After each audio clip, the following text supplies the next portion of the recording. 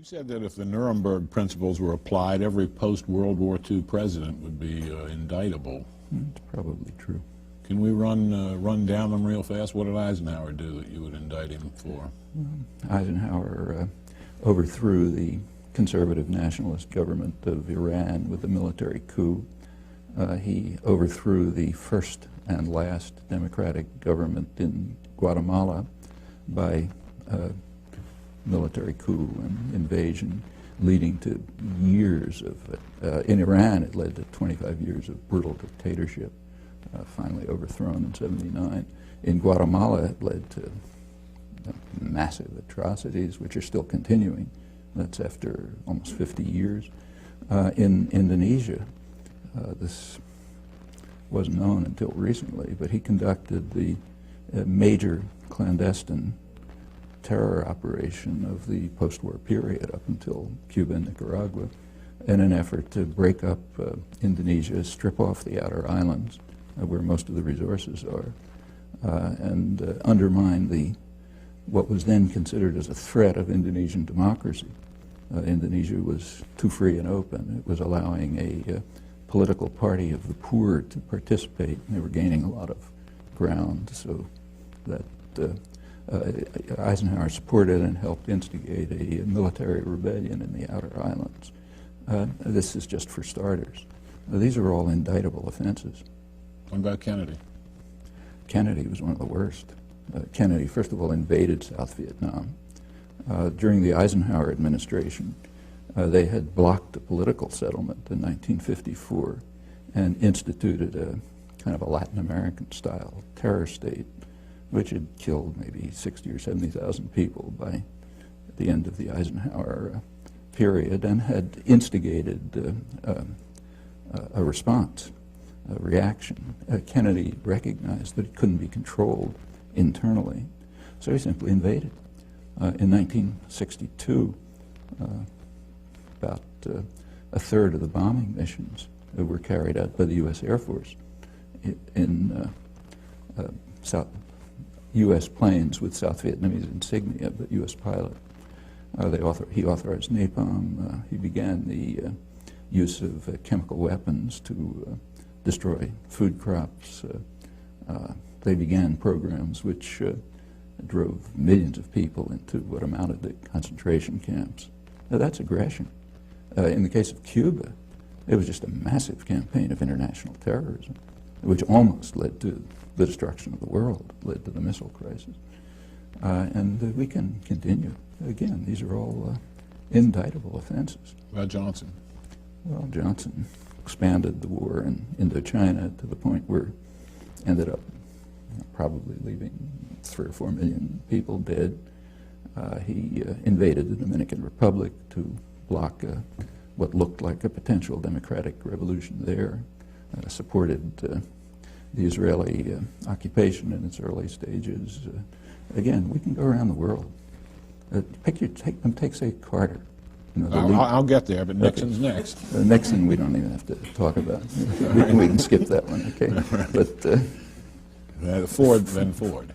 Well, Ford was only there for a short time, but long enough to endorse the Indonesian invasion of East Timor, which became about as close to genocide as anything in the modern period. They pretended to oppose it, but secretly supported, in fact, not so secretly. The U.S., immediately after the invasion, the U.S. did join the rest of the world in formally condemning it at the Security Council. But Ambassador Moynihan was kind enough to explain to us, in his words, that his instructions were to render the United Nations utterly ineffective in any actions it might take to counter the Indonesian invasion. And he says proudly that he did this with considerable success. His next sentence says, in the next few months, it seems that about 60,000 people were killed. And then he goes off to the next topic. That's the first few months, went on to probably hundreds of thousands. Formally, the U.S. announced a boycott of weapons, but secretly it increased the supply of weapons, including counterinsurgency equipment, so that the Indonesians could consummate the invasion. That's just a short period in office, but that's indictable. Seriously, in fact, that's a major war crime. Carter? Carter increased, as the Indonesian atrocities were increasing. They peaked in 1978. Carter's flow of weapons to Indonesia increased when Congress imposed human rights restrictions. By then there was a human rights movement in Congress to block the flow of advanced weaponry to Indonesia. Carter arranged through Mondale, vice president, to get Israel to send U.S. Skyhawks to Indonesia to enable Indonesia to complete what turned out to be near genocide, killing maybe a quarter of the population or something. In the Middle East, Carter just won the Nobel Prize. His great achievement was the Camp David agreements. The Camp David agreements are presented as a diplomatic triumph for the United States. In fact, they were a diplomatic catastrophe.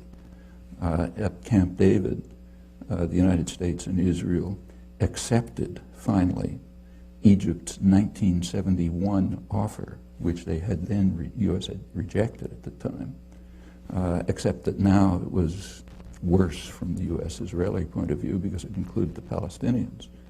In order to get Israel to accept Egypt's 1971 offer, after a major war and atrocities and so on, Carter raised aid, military and other aid to Israel, to more than 50% of total aid worldwide.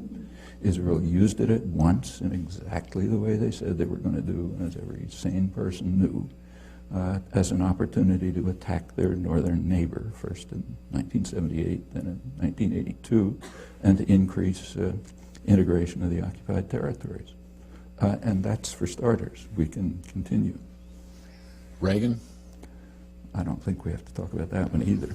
I mean, Reagan is the first president to have been condemned by the International Court of Justice for what they called the unlawful use of force, meaning international terrorism, in the war against Nicaragua. Again, that's just for starters.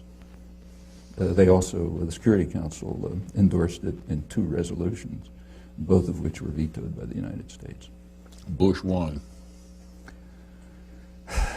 Well, we can begin with the invasion of Panama.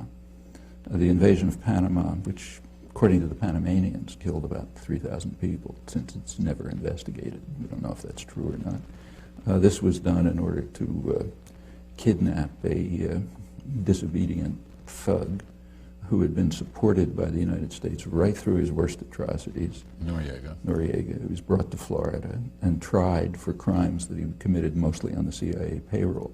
Okay, that's aggression.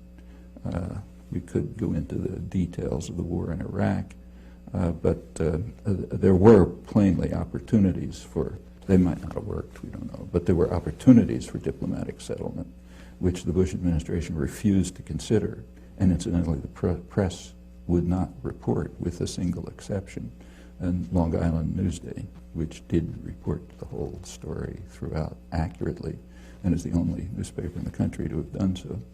The Bush administration then did attack, and the attack was carried out in a manner which is criminal under the laws of war.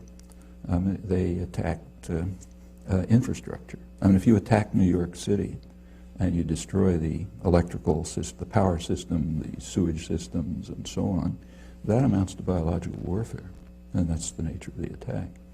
Then came a sanctions regime, which it's mostly Clinton, but began with Bush, which is, by conservative estimates, killed hundreds of thousands of people while strengthening Saddam Hussein.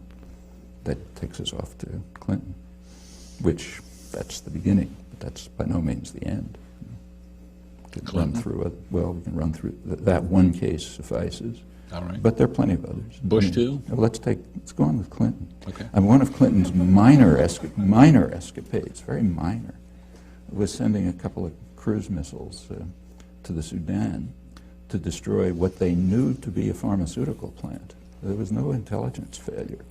According to the only estimates we have from the German ambassador and the regional director of Near East Foundation, who does field work in Sudan, both of them estimate several tens of thousands of deaths from one cruise missile attack. It's pretty serious. If somebody did that to us, we'd regard it as bad news. And again, we can continue. In the Middle East, for example, Clinton began by declaring past UN resolutions, in the words of his administration, obsolete and anachronistic. Okay, so we're finished with that. No more international law. Then comes a period called the peace process, except that during the peace process, Israeli settlement, which means settlement paid for by the U.S. taxpayer and supported by U.S. military aid and diplomacy, continually increased. The most extreme year was Clinton's last year, the highest level of settlement, the highest since 1992. Meanwhile, the territories were cantonized, broken up into small regions with infrastructure projects and new settlement. I don't know what you call that, but it's under military occupation. And if anyone else was doing it, we'd call it a war crime. And again, we can continue. I wish to, I don't think we have to discuss.